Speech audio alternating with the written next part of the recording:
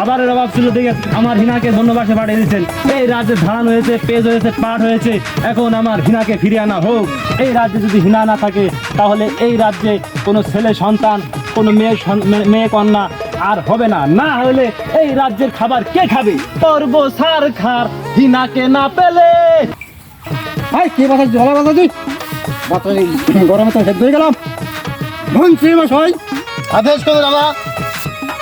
এই এলাকা ধান পেঁয়াজ ফসল পেঁয়াজ এরকম কি হয়েছে?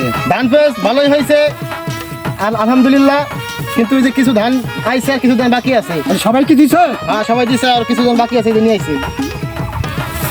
আচ্ছা ঠিক আছে, তাহলে কালকে ধান আর পেঁয়াজ যেন দিয়ে যায় আমার, ঠিক আছে? ঠিক আছে, রাজ্যের সমস্ত প্রজাদেরকে আমি কালকে বলে দেবো, হ্যাঁ, হ্যাঁ, আগামীকালকে ভিতরে যেন সমস্ত ধান দিয়ে যায়। গলায় বাতাস দিয়ে দাদা।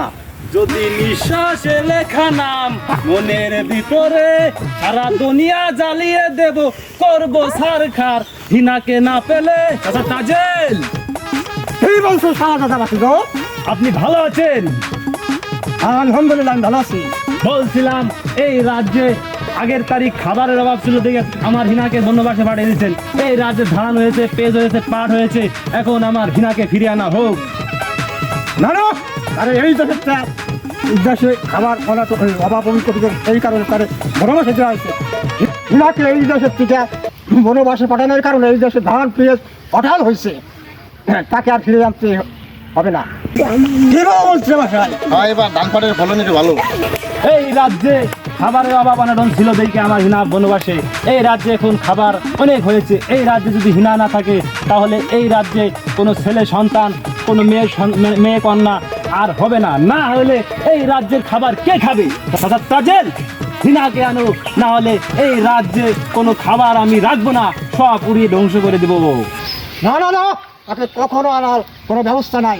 আমার দিদি মারা গেছে 10 বছর হলো, এই এলাকার আনার কোনো ব্যবস্থা নাই। কি জন্য এই রাজ্যে মায়ের মানুষ থাকলে আবার সেই অভাব অনটন হবে, এই কারণে আমি কোনো বিয়ে শাদী করি নি।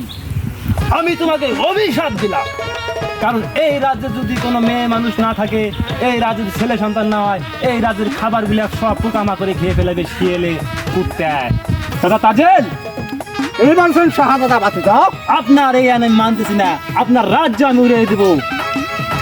কোথায় সেনাপতি? আদেশ করুন জাহাপনা।